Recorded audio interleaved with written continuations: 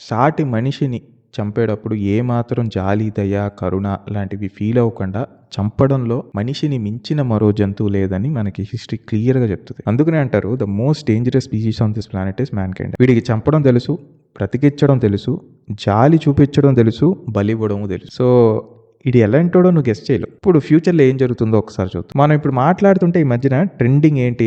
500 కోట్లు, 1000 కోట్లు కలెక్ట్ చేసిన సినిమాలు అంటున్నారు కదా! ఈ మధ్యన ఏదైనా. మనం అంతా చూస్తేనే కదా వచ్చినాయి అన్ని కోట్లు. సో రీసెంట్‌గా వచ్చిన కొన్ని బ్లాక్ బస్టర్ మూవీస్ చూద్దాం. 'లియో', 'కేజీఎఫ్', 'పఠాన్' అండ్ మొన్న రీసెంట్‌గా వచ్చిన 'సల్లార్'. అన్నిట్లో కామన్ ఎలిమెంట్ ఏంటి? కసా, బిసా, కసా, కసా. నాకు తెలిసి 10 ఇయర్స్ ఎక్స్‌పీరియన్స్ ఉన్న మటన్ షాప్ వాడు కూడా అంత స్పెసిఫిక్‌గా, అంత నీట్‌గా, అంత ప్రాపర్‌గా కట్ చేయడేమో భయ్యా. ఇంత గ్రాఫికల్ వైలెన్స్ అనేది మనకి ఈ రోజున చాలా కామన్ అయిపోయినాయి మూవీస్‌లో. అంటే చూసి అలవాటు అయిపోద్ది అంటారు చూసారా? సో ఇలాంటి సీన్స్‌ని మనం ఒక 10-15 ఇయర్స్ ఊహించుకోలేం కదా!